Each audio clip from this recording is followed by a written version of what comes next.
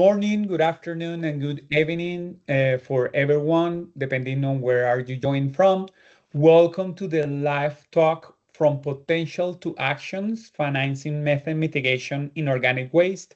My name is Santiago Uribe, Climate Policy Associate at Center for Cleaner Policy, and I'll be your host for today's session.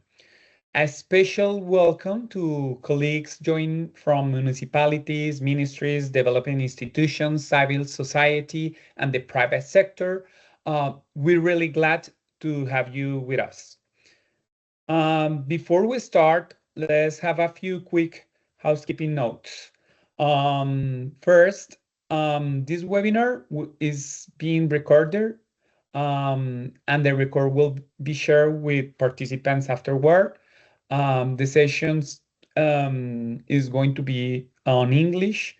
While we appreciate seeing your faces, please keep your microphone muted during the session to avoid background noise. Please feel free to use the chat to introduce yourself. You can tell us your name, your organizations, and where are you joining from.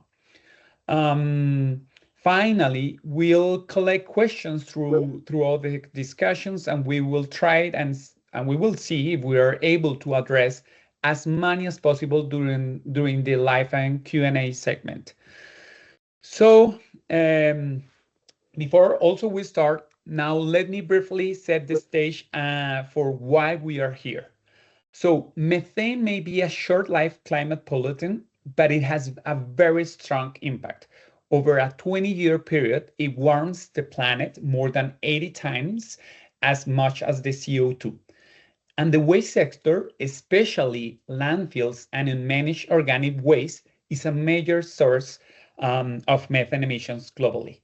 At the same time, we know solutions exist. Composting and better organic waste management are practical, scalable, and often cost-effective.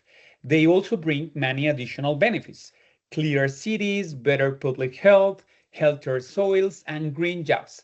So the big question is, if the solutions are there, why is financing still such a challenge? So why do technical sand composting projects struggle to reach financial close? Why do many initiatives remain stuck at a pilot stage? And finally, why does mass climate finance continue to flow elsewhere despite high mitigation potential of organic waste? So that's exactly, my dear participants, what we want to unpack today.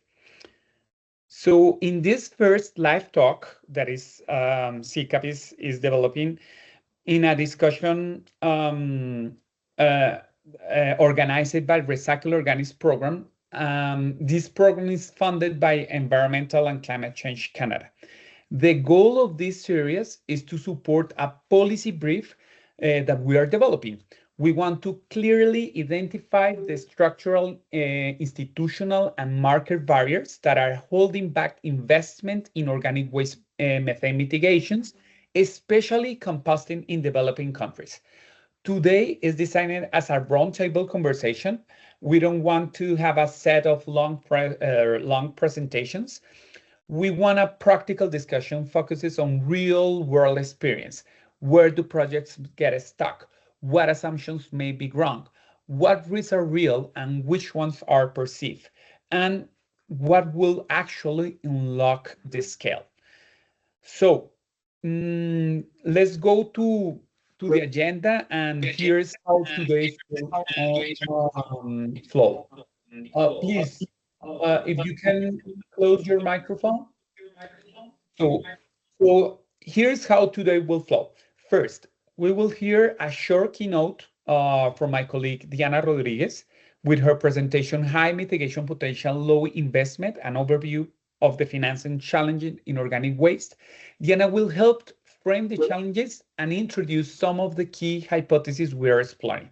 After that, we will move into the course today's sessions, which is going to be a moderate expert roundtable led by Adriana Bazan. This will be a grounded practical discussion based on real experience, what works, what doesn't, and what needs to change to move from potential to action. Toward the end, we will open the floor for questions from audience and followed by a closing remarks. So before I hand over to Diana, one important note. We really want this session to be interactive. We don't just want to be here. We want to know who are you, what this is our, to make this a real conversation. So we are going to activate this Mentimeter poll. You should see on the right-hand side of your screen. So please take a minute to answer this question. So who is with us today? You can just use the, yeah, exactly. So we have people that want to learn, other to research or provide technical support. Perfect. People also is interested to implement waste projects. And okay, that's great. So now, how familiar are you with organic waste or composting projects in practice? This is the next questions. Okay. Perfect. Okay, we have some people that work directly on one. There's a bunch of people that I've seen there from the policy or planning side. So it seems that the room is more from the planning side. Perfect. Okay, last one. What would you like to learn or share in this conversation with the panelists?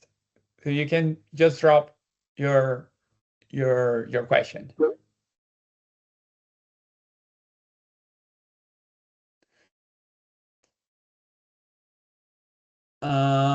And I think this has not activated.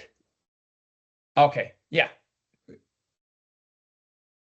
So we are receiving, how about finance BS2?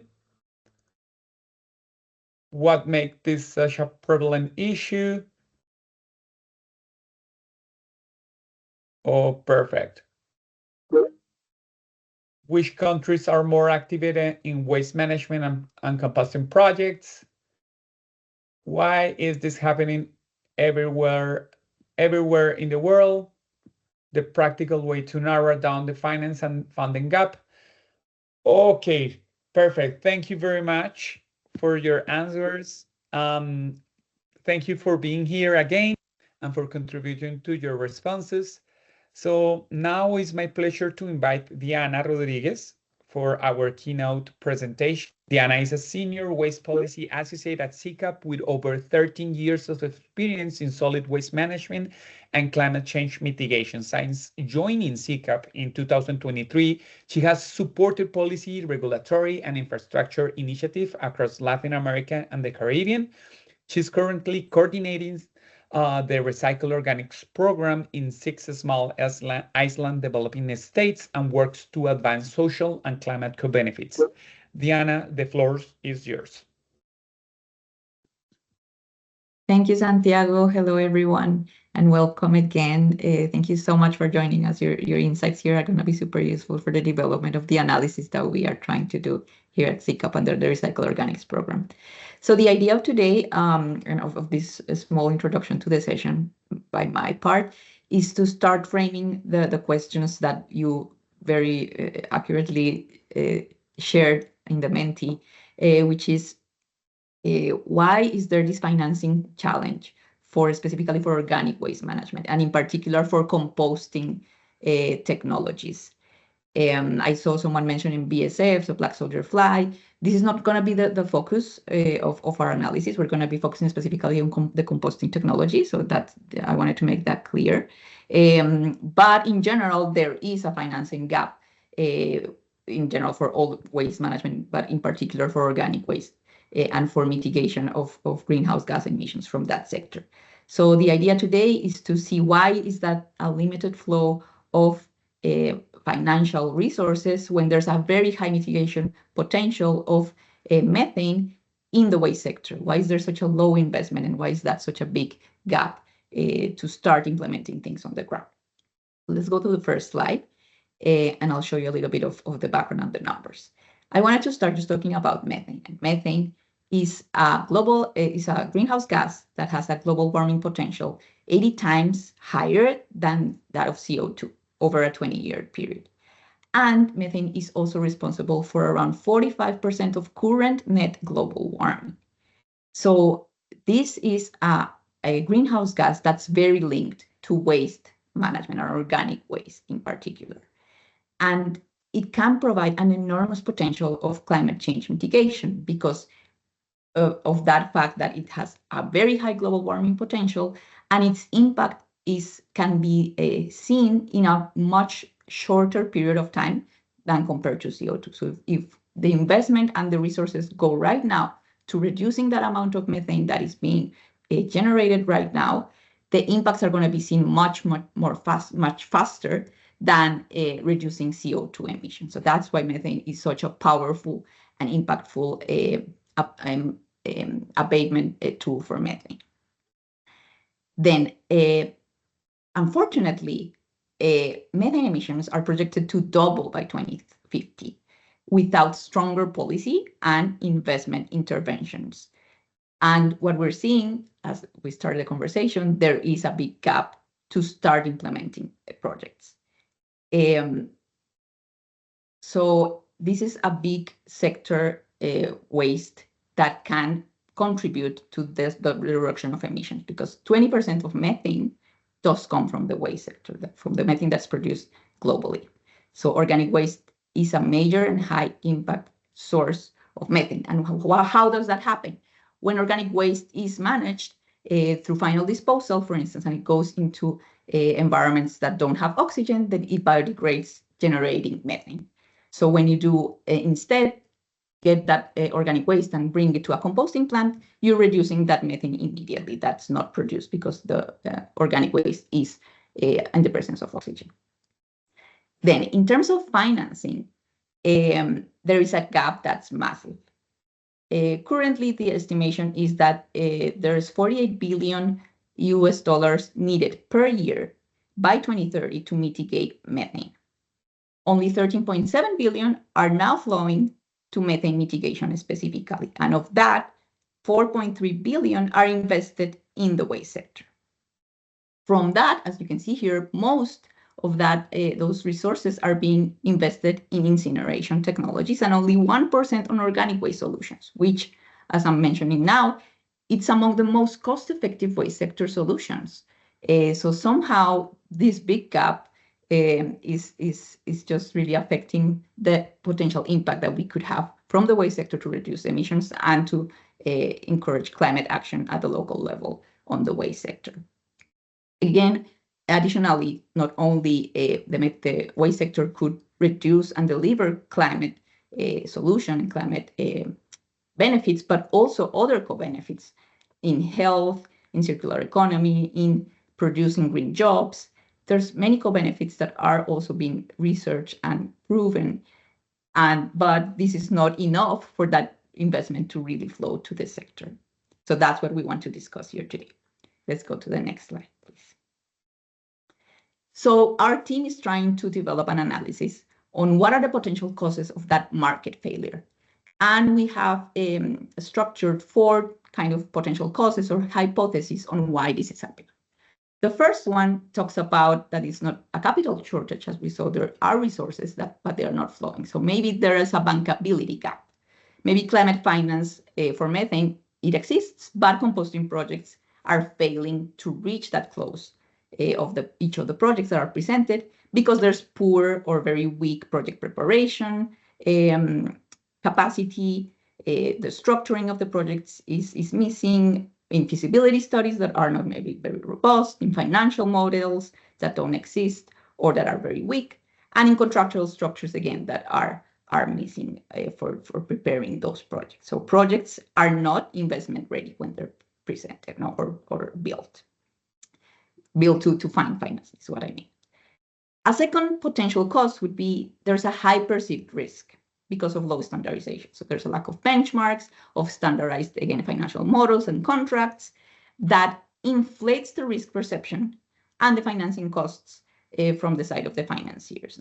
So projects are treated as risky even when fundamentals or technical designs are sound. And that could be another potential cause that we are trying to explore. The third one might be, maybe it's more of a distorted incentives in the waste sector, in the waste system. So there's underpriced landfilling that doesn't provide incentives for other technologies implementation, or maybe weak waste fees that make composting structurally less competitive, or even perceived as less technically viable. So maybe it's a problem of the sector itself and how the structures and fees are currently present in each of the local contexts. Of course, this changes from country to country and from local context to local context. And a fourth potential cause or hypothesis that we're trying to explore is that maybe blended finance mechanisms exist, but the deals often do not close. And it's because even though the instruments are available, the projects are maybe too small, fragmented, and again, maybe poorly structured to absorb these instruments at scale. So the issue is not the absence of financial tools, but the fact that the projects do not reach the market in an investable form. So that they are perceived again as risky or that they cannot be financed through the tools that already exist. Let's go to the next slide. So what we are developing, and as a roadmap of what this live talk is a part of, we're having a series of 3 live talks in the next couple of months where we want to advance a shared understanding on these topics. So try to answer the questions of why organic waste projects face such difficulties in accessing finance, what are the main structural practical challenges faced by the projects, and try to provide insights from diverse stakeholders. So we have here people from the financial sector, but also project developers, experts on waste, public sector representatives from national and local governments that can give us different points of view and trying to build the reality and the context of what's happening and trying to analyze where this gap comes from and that market failure, how to propose recommendations and how to close that gap. So we have 3 live talks. Then we will also have direct surveys for data collection that we'll be sending to different stakeholders. Some of you, or probably most of you that are here today, are going to receive those. So surveys to gather risk perception, again, costs, financial viability, and these questions will be geared to answer to those hypotheses or the potential causes that I presented in the slide before this one. We'll also have bilateral interviews with sector experts that are semi-structured interviews to, again, identify the barriers and challenges, enabling conditions and opportunities that the project developers and financiers, governments see on how to break that gap. And in the end, with all the information that we gather through all of these tools, then we'll disseminate the results through a policy brief. That will be a publication that will contain the main findings, the specific recommendations that we hope we can build with your expertise on how to close that gap of that market failure. So this is going to be the final result of our analysis. So I invite you to participate actively in these live talks when you receive the surveys to provide us as much information as possible. Of course, your contributions are going to be seen or like mentioned, through that policy brief as well. And we hope you're able to provide us that information so that we can build this analysis together and propose solutions to all stakeholders that can make a difference to implement organic waste management and composting in particular. So thank you so much. I hope this is useful, and I'll leave the floor to Santi again. Thank you very much, Diana. That was very clear, thought-provoking, and it really helps to frame the scale of the challenge we are discussing today, and also what we are intended with this policy brief and these live talks. Now we move to the roundtable discussions. Before I give the floor to our moderator, Adriana Bazan, let me briefly introduce her. Adriana is a climate finance program manager at CCAP and a climate finance specialist with extensive experience supporting developing countries and emerging markets. At CCAP, she has led work on climate finance tracking, MRV systems, sustainable finance taxonomies, and climate budget tagging, and co-authored the Climate Finance Transparency Guide. She has supported governments across Latin America, Africa, and Asia in mobilizing public and private climate finance. Adriana, over to you. Thank you, Santiago. Thank you for the kind introduction. It's such a pleasure to be here today with you and seeing such a very wide geographical representation, not only in Latin America, the Caribbean, Pacific Islands, that we are very familiar to working in this space, in organic waste space. But I have also seen people from Norway, Kazakhstan, people from South Africa as well, the United States. So thank you so much for being here today. Good morning, good afternoon, good evening. Thank you so much for taking the time, and welcome to this expert roundtable on financing barriers in waste, specifically in developing countries with a focus on composting. We are joined here today by three female experts, bringing complementary perspectives across implementation, municipal leadership, and catalytic finance. Dr. Tamlin Fleetwood joined us from Durban, South Africa, where she leads the Durban Zero Waste Project in partnership with the eThekwini municipality, supporting the scale-up of an organic waste to compost model that delivers methane mitigation and municipal savings. From Brazil, from across the globe, we have Karina da Silva de Souza. She's Undersecretary for Solid Waste in Florianópolis, Brazil, and who has led the implementation of one of Brazil's most advanced municipal organic waste separation and composting policies.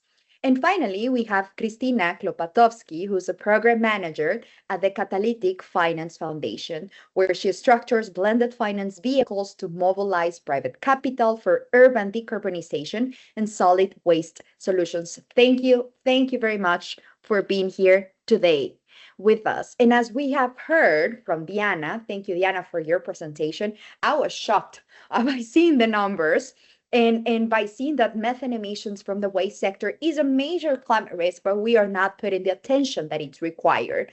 Composting, as she said, is technically viable, and it's also cost effective. Yet only a very small share of finance reaches the solutions. So the central question here is, why do technically sound, climate-aligned composting projects continue to struggle to reach financial close, particularly in developing countries? But let me tell you, we have also seen that some developed countries are experiencing the same. So let's go with the first question, and that goes with Dr. Tamlin Fleetwood. In your research, Making Sense of Composting, the cost-benefit analysis clearly shows that composting generates net economic benefits and long-term municipal savings. Yet these projects still struggle to progress to bankability and scalability. From your research, Dr. Fleetwood, and your research and experience with the Durban Zero Waste Project, where exactly do projects exceed the pipeline, and what is missing between a technically robust project and a financially viable one? Over to you, Doctor. No, thank you. Thank you, everyone, and it's lovely to be with you. Thanks for this opportunity. So I think it's a really pertinent question. So I am from Durban, South Africa, so I'm going to speak on my experience from eThekwini. I think the reality is we're making assumption, I think, that composting businesses are financially viable. I think we need to question that. And when they would be financially viable, perhaps at a large scale, but then you might find that those businesses, composting is not the only product being made, or maybe it's not even the main product being made. Or you might find large-scale composters that are composting all sorts of tricky organic waste streams, and the quality is compromised. But the small and medium-scale composters are generally struggling. They struggle to get off the ground for a host of reasons, but primarily it's access to land, and access to land that's in proximity to feedstock and proximity to markets, because the transport costs are what's killing us.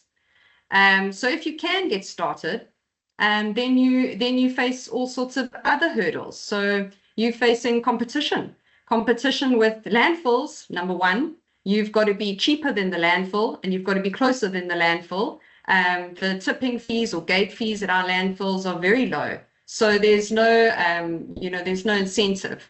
You could even dump illegally for free. You know what I'm saying? That's uncontrolled. Then you also have other others that are looking for organic waste, like pig farmers in our case, we've got a problem with that. So pig farmers, that's an unregulated space. They will go and pick up organic waste for free. So you have this system where, say, like a large retailer or large waste generators that are producing waste that might want to divert waste, but they don't want to pay for it because there's other options that are potentially no cost. So the environment is not conducive. We don't have separation at source. So that makes it more expensive. So perhaps in the traditional sense, these projects are not bankable, right? But it doesn't mean that they're not valuable. It doesn't mean that they're not diverting waste. It doesn't mean that they're not creating positive impacts for communities. They are. And they need to be supported. There's a lot of zero waste models that are working that actually only need a small amount of finance to do big things. But I think it needs a little bit of a rethink. The financiers need to rethink the types of finance that's being offered. So we don't want debt-inducing loans. Can we look at concessional loans? Can we look at some grant funding, some blended funding? There's other options. And one of the big pushes we're pushing for in the city to support small businesses is for partnership with government, with municipalities, where there's some sort of subsidization, where we can get land for free or on a low rental, where there can be some support with transportation, feedstock, etc. And we can unpack that as we go through the conversation. Thanks. Thank you, Doctor. This is super interesting because we're always saying, let's make this project bankable, and then we will get all the money that we need. And what you're saying is quite shocking to me. Like, well, they're not bankable. Perhaps they're not be financially viable. But what we're seeing is that composting generates net public value, but the broader policy and market environment, like the whole system, is structured in a way that disadvantages composting and organic waste. And maybe that's what you're saying. We need to rethink, and we need to think outside of the box of the other financial instruments. You mentioned some, but I can also think about perhaps performance-based results, or I can think perhaps other type of instruments that, Cristina, maybe you will mention in your intervention in relation to blended finance. But I want us to focus now. What does the municipality think about this, right? Like the day-to-day operation. Dr. Fleetwood, you mentioned about the fees, the waste fees as well.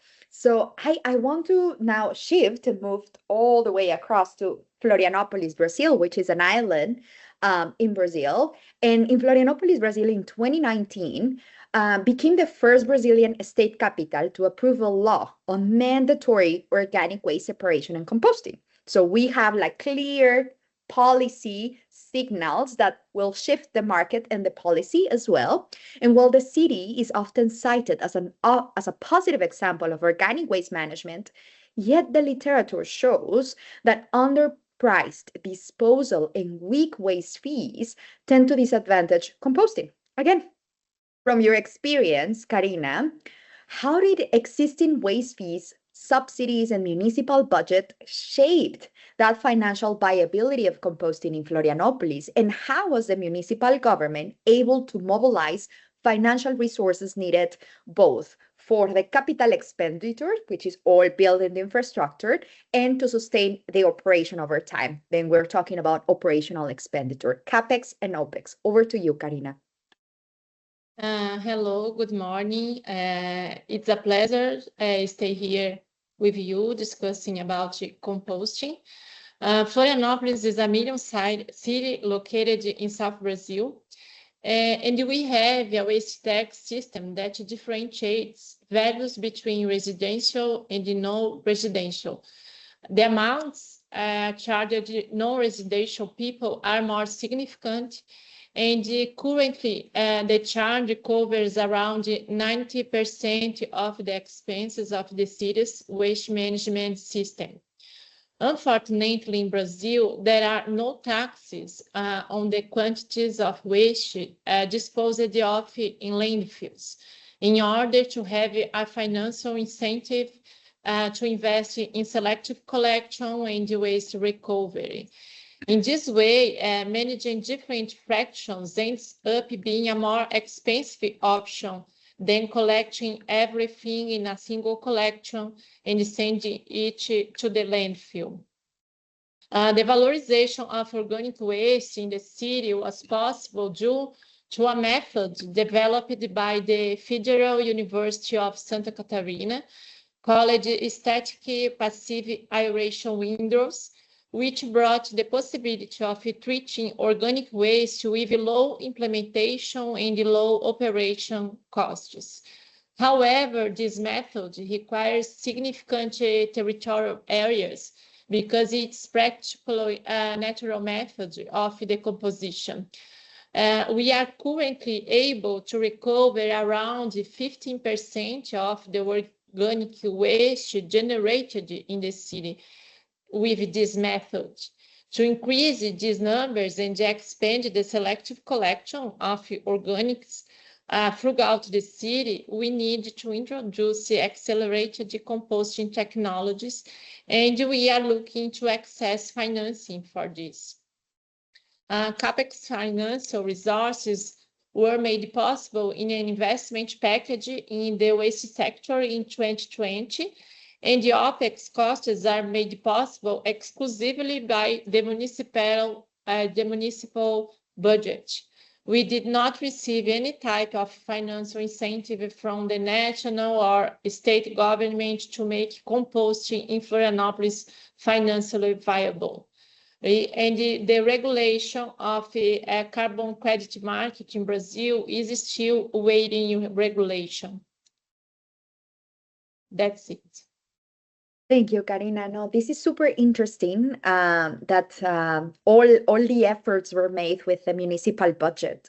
And we see your point about the underpriced disposal and budget exposures, right? Suggests that there is risk that it's absorbed hugely by the municipal level before it even reaches to the investors. We're not talking about here private investors. We're here about talking about public investors, and it still is difficult to get that public investment from the national level, national development banks, or perhaps regional development banks. Cristina, I will pass now the baton to you. And from your perspective, from the private sector, working in organic composting projects, organic waste in developing countries, these often appear very small, operationally complex, right? Because Dr. Fleetwood was saying it's like the land and then the feedstock quality. And these heavily depend on municipal contracts and incentives as fees, as Karina was saying, right? And so when these projects are presented to investors, financiers, what are the most significant red flags that typically make investors and financiers to step back? Is it payment risk for municipalities? Are we seeing an insufficient scale, weak and unpredictable cash flow, uncertain business model, currency risk? From your experience, Cristina, what have you seen? Over to you. Thank you, Adriana, and to all the CCAP team for your invitation, and thanks to everyone for joining. I'm glad to see some familiar faces today. So that's a really great question, and I'm happy my fellow panelists touch upon some of these issues. And so I'd like to maybe put myself like the hats of the typical investor. If we're thinking about a private investor, the top questions in my mind would be, will I be repaid back on my investments? And if we're speaking about more commercial investors, it's, will I make any profit from this, right? So we know that these are very challenging questions, especially when we speak about the sector, the waste sector, and especially composting projects.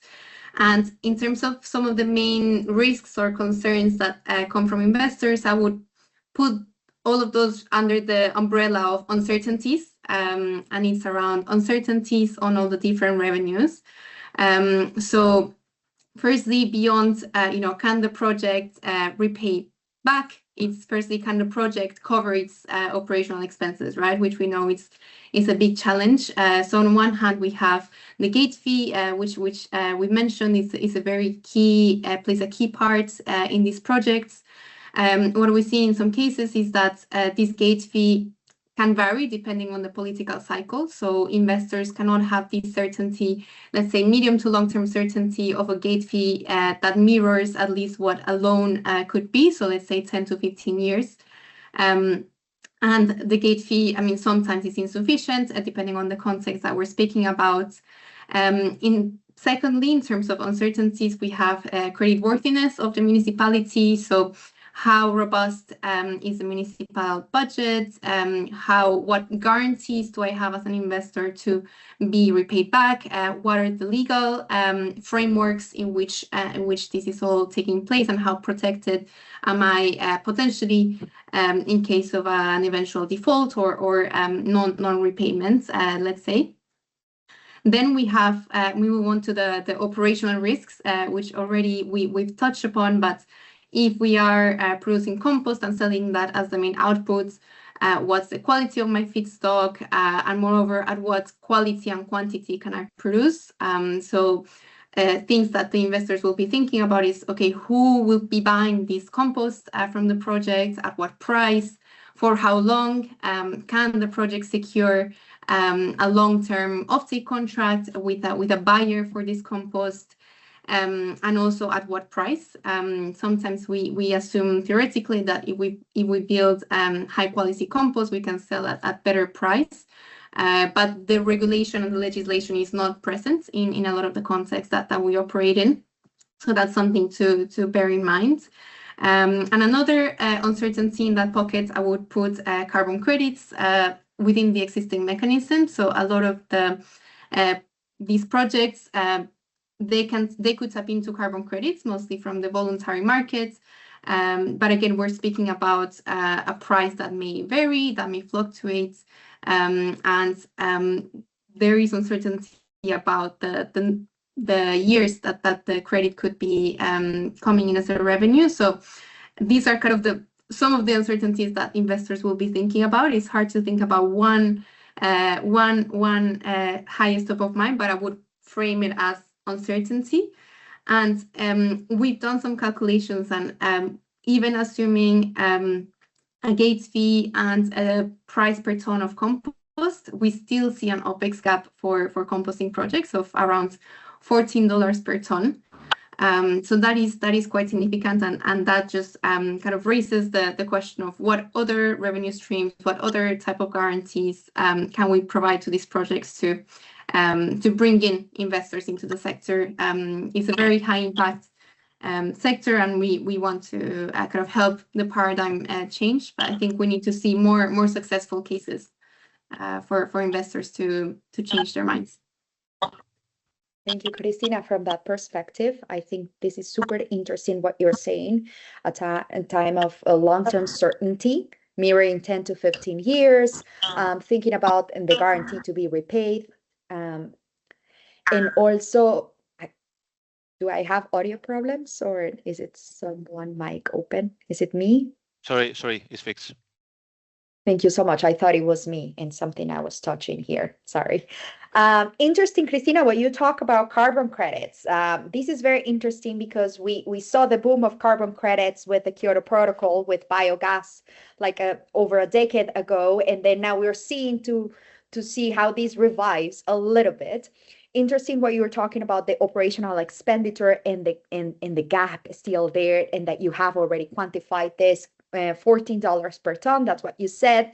This is super interesting, and what we are seeing and reflecting a little bit of what Dr. Fleetwood and Karina were talking about, we're thinking about it's the challenge does not rely on technology, but more in how we value composting and the risk, and how are the risks distributed across different actors, municipal level, investors, financiers. So I would like to move a little bit more and go back to the CBA analysis, the cost-benefit analysis that Dr. Fleetwood and their team created.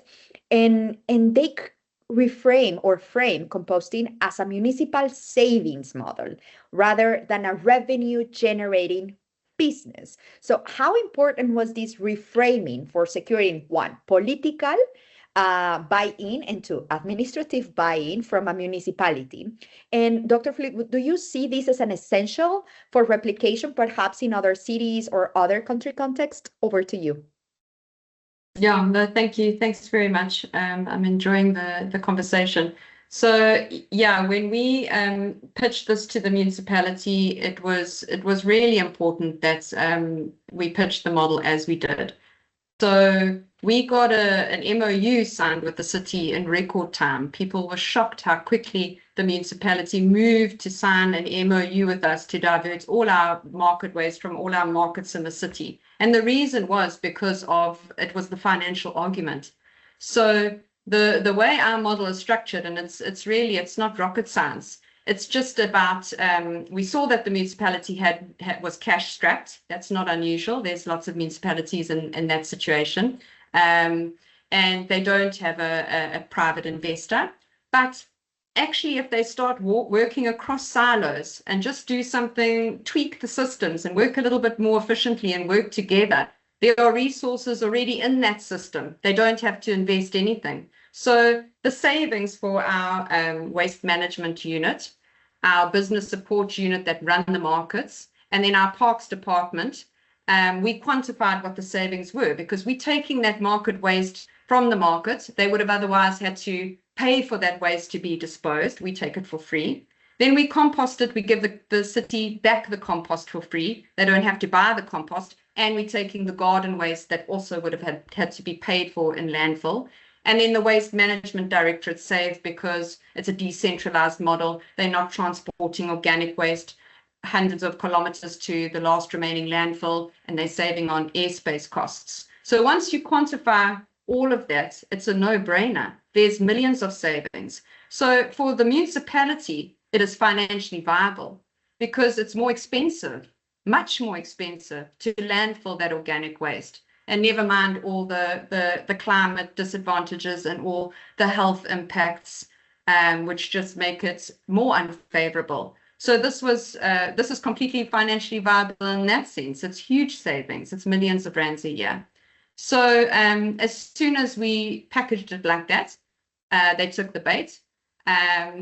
And it made it easier for us as well, because if we had started with an enterprise model or a profit-driven model, you're opening the floodgates to all sorts of other complications. Because we wanted to work across multiple directorates, who would own that business? You're opening yourself up to corruption potentially. That was the major one we were scared about, is how is that going to work? So this is actually something that any municipality could do with the limited resources that they already have. And we believe that at least waste management is a public service. So definitely we're open to the private sector, and you need some investment and you need extra capacity. But our ideal model would be to have a partnership between the two, or even a partnership between, as we are a civil society and government, so that you're pooling the resources that are already there.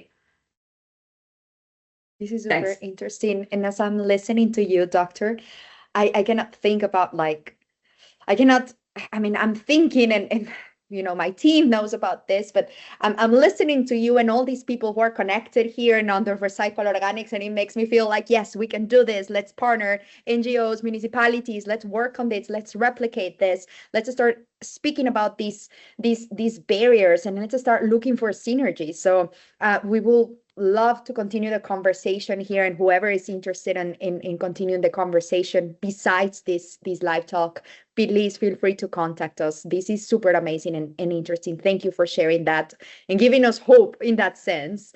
Now I'm going to move a little bit I'm going to go back to South America. So Karina, I'm going over to you. Composting is often perceived as financially and politically riskier than disposal. We know that. Dr. Fleetwood already mentioned this, particularly when operating costs are visible and benefits are diffuse, right? Like we don't get to see that very clear. From your perspective, from the municipality of Florianopolis, 1 million citizens, that's what Karina said, not a small size, a big size city we're talking here. Which risks were most pressing when scaling the composting, especially in terms of one, you already touched upon this, budget exposure, political risk, right? And service reliability. And looking back, which of those concerns or risks were turn out to be bigger than they needed to be?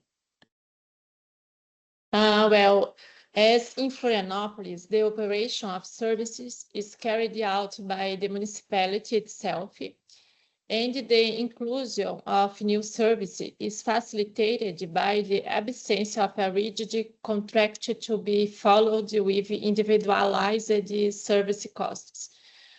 We have created a culture of waste recovery where selective collection of organic is necessary due to the climate emergency and the federal regulations. We live on an island where sustainability issues are very significant due to the sensitivity of the environment. The biggest risks involved in valuing organics in the city are related to the restricted supply of areas designated for installing plants, the prejudice among the population surrounding composting plants, and the population's engagement in separating organic waste at the source. But all of these risks are very significant and important to consider. But a significant risk for expansion involves access to resources to help make the plant modernization financially viable, as well as OPEX budget exposure. To help reduce system costs, the frequency of waste collection should be reduced. However, this is a decision that carries political risks due to the possibility of population unrest. The law that established the service tax only considers the frequency of waste collection and not the others. The law needs to be redone, taking into account new services such as the selective collection of organics, of glass and dry recyclables to help with financial sustainability. To reduce risks, the implementation of the project always had an open channel with the population to discuss the projects and make the necessary adjustments. And a very important point was the development of the municipal urban agriculture program in the city, with the implementation of vegetable gardens in public areas, showing the population the social and environment benefits of composting in offering organic compost and green gardens to the communities. Karina, this is super interesting what you're saying, because you're saying about the land. And for those who don't know a little bit of Florianopolis is an island. So of course, in terms of territory and in terms of like a space, is significantly difficult to find that space within the city. We are about to wrap up this roundtable. This is super interesting, and I'm super excited about this conversation. But Cristina, I'm going to give you the floor in just a second for the last question. And I want to rephrase this question so we can have that final key takeaway from the roundtable. We know that these composting and organic waste projects are relatively small, right? Dr. Fleetwood said, well, it's not rocket science, right? We do a little bit here and there, and then we can create a project. We are seeing that those ticket sizes in between $100,000 to $300,000 in terms of CAPEX, right? Which makes transactions costs very high relative to the project size and limits investor appetite, right? It's not like gigantic infrastructure like renewable energy that we're seeing in some developing country contexts. So with that sense, how may blended finance support this segment, right? If we bundle all of these small projects into one big financial mechanism such as blended finance? And if so, where could it be most effective in terms of lower the risk? And from your experience, where have you actually seen blended finance change investor behavior in practice for projects of this size? Over to you. Thank you. Thank you for that question, Adriana. It's a difficult one, I would say, but I'll try to attempt to answer it as best possible. So I would say that for the different types of projects, speaking about the different size, the different, let's say, like profile of these projects, we also have different types of investor. Let's say what we see is that for the smaller projects that you mentioned, around $100,000 to $300,000 kind of capex projects, we typically see more of the philanthropic kind of actors and stakeholders in the sector through grants, because as of now, this is a very kind of concessional heavy profile of projects. As we discussed, like this is mostly about can the project cover its costs, right? But it's not, especially at that scale, it's not a project that perhaps can deliver a lot of returns. And that's okay, because we also have a lot of impact as returns. But we typically see more the philanthropic actors in the sector, some early stage impact investors, such as the social business, and other types of kind of early stage impact investors that are more kind of looking after that impact return rather than the financial return. What we see in terms of where most of the blended finance has been going, so typically there has been more financing of the capex, so exactly the construction cost, the purchasing of the equipment, some technical assistance for project preparation to help those projects kind of reach bankability. But we see much less of that kind of operational support type instrument. So what exists out there that projects can tap into to cover those ongoing expenses once they are built and running. When we talk about a bit more mid-sized projects, there are also different types of instruments. For example, within the catalytic finance, there is the Subnational Climate Fund that delivers technical assistance to projects above 5 million. So that's a completely different scale. But I would say that in terms of aggregation, that I know was a key question here, it's that when we create these blended finance funds, let's say that can cover different types of projects, typically, I mean, still at the project level, there will have to be a due diligence process. So you can aggregate projects at the fund level, but there would still be kind of that transaction cost perceived by investors per transaction. Something that we haven't yet seen in practice, but that we think it's possible, is aggregation, as long as there is the same project developer and operator. So dealing with kind of similar profile of stakeholders may be a way to start aggregating these projects. We haven't seen that in practice, but we think that if that came to be a way forward, that could be already the first step in trying to get those that aggregation. So we need a number of solutions for these projects. I think we need to cover, there's the need for guarantees for these off-taker for the products. We need equity investments. We need, in some cases, performance-based instruments. And in the latter, so we're working in a solution to provide these performance-based instruments based on tons of methane reduced per project. And this will be really one of the many solutions that are needed for the sectors. And really, just to like a disclaimer to say that, for any blended finance to work in these environments, we need like a full enabling environment surrounding these projects. So the issues that we discussed in terms of support from the municipality, all these different guarantees that different stakeholders can offer, as blended finance cannot be a silver bullet, but rather it can be an enhancer within already enabling environments. Thank you. Thank you, Christina. Thank you so much. This is super, wow, rich and grounded discussion, but I am pretty sure, because I haven't seen, there are many questions out there from the audience. So I just want to thank you, Karina, Christina, and Tamlin for being here. And Santiago, the floor is yours for the next. Yeah, thank you, Adriana. I think we are getting out of the time. Very briefly, I just want to have one question from the audience, from Francesca. How do you address the uncertainty in baselines determination for organic waste in calculating the associated methane emissions?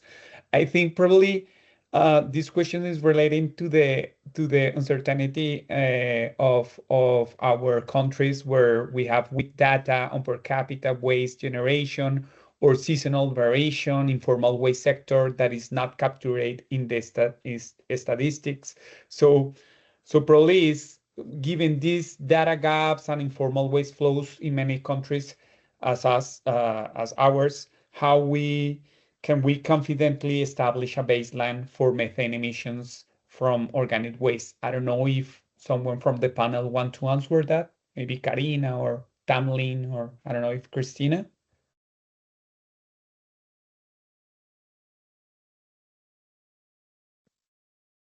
No. Thanks, Santiago. I think it's quite a technical question, so happy to Yeah. pick that offline, but I would say definitely, at least not my expertise.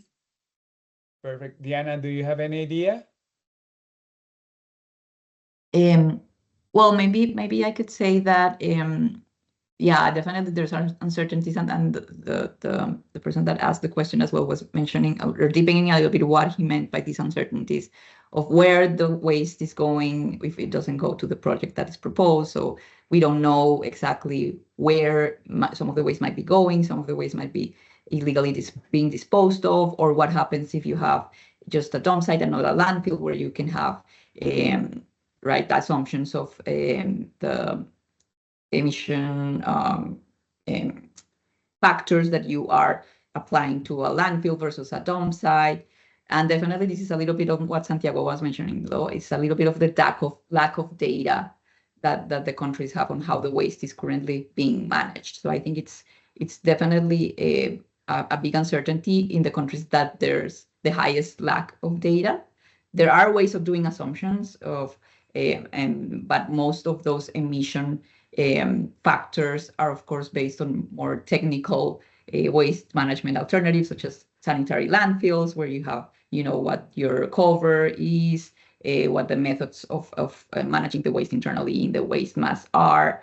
So definitely there needs to be a way to do those, to try to apply those assumptions to waste that you don't know exactly where it's going.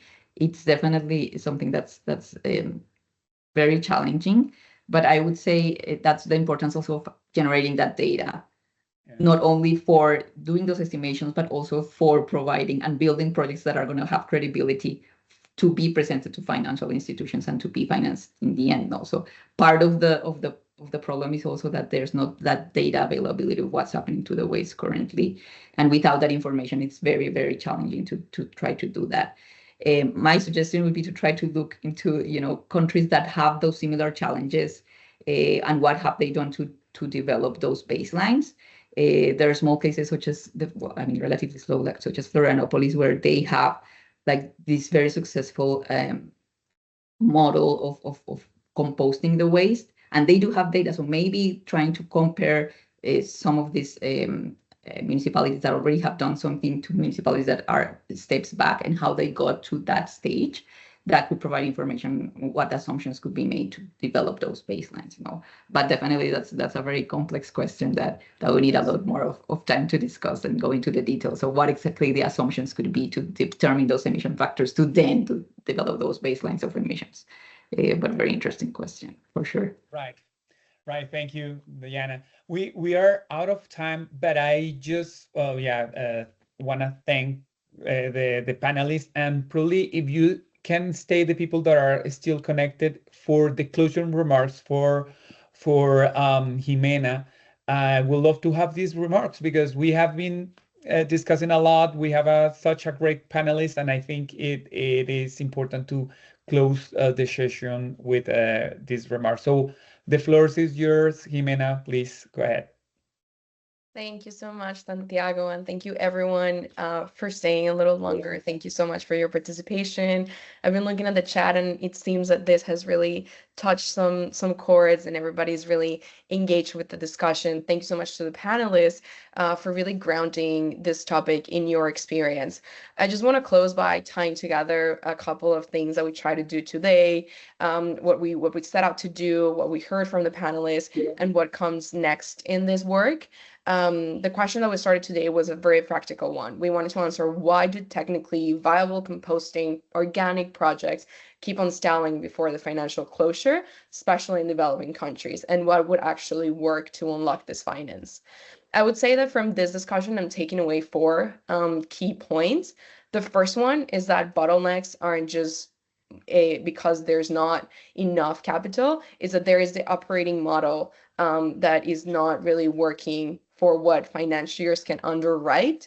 Dr. Tamlin was very direct. In many contexts, composting doesn't look bankable under the current logic of the financial system, not because it cannot work in reality, but because the revenue profile often doesn't match what traditional financiers expects. Because of this, Dr. Tamlin's reframing is important. Composting often works best when it's seen as a municipal savings model, or when it's seen as a service delivery model, not as a standalone profit maximizing business. And this was showcased in the Durban case that she shared with us. The second takeaway I would say is that incentives and pricing still push the system toward landfill, even when policy ambition is high. Karina's Florianopolis case showed what is possible and what can still act as a constraint. Florianopolis did manage to advance organics recovery with a relatively low-cost composting method developed locally, and operations are sustained through the municipal budget. But the expansion hits the wall fast when we need modernization, when we need more capacity, when we need accelerated technologies. So if landfilling stays artificially cheap and waste fee systems aren't designed around the real full service cost, then composting will keep on looking like the more expensive option. The third takeaway is that risk is often a proxy for missing systems conditions, not just project level weakness. Across both cases in Durban and in Florianopolis, what gets labeled as risk isn't only the technical performance, is the uncertainty around the surrounding system. So will the municipality be able to sustain the OPEX and operate reliable? Will the source separation actually happen? So this is where Christina's prior work aligns closely with what we heard today. When investment case is built on a change of assumptions, financiers will price uncertainty everywhere. And then lastly, we do see that there are things that work. We see partnership models, we see concessionality, we see that we need a finance that matches this reality. So Dr. Tamlin offered that very actionable takeaway of for financiers. If the goal is real methane impact, financing structures need to match the nature of the asset. That means being willing to use more concessional or grant elements, longer time horizons, and partnership approaches. And Karina also stressed that scaling beyond early success in a city like Florianopolis will require access to larger pools of climate finance and higher level of public financing, not just municipal budgets. So in conclusion, if there's one key takeaway that I'm leaving with, is that composting can work, but we need enabling conditions and financing that match how we can actually deliver, value. So we'll keep on building on what we heard today through the rest of the work that we're doing here at CCAP. We're currently carrying out a series of research methods like Diana shared at the beginning. And the next step is a survey to collect inputs from a wide range of experts on precisely this topic. So if you're working on composting, organic diversion, waste finance, municipal infrastructure, we would really love your practical experience. So I would say just check your inboxes in the next couple of days and we'll send around a link to this survey. In addition, we will host a second session of this live talk series on March 4th, focusing on the case of small island developing states, and we hope you can all join us there. Once again, just thank you for your participation, and we hope to see you soon.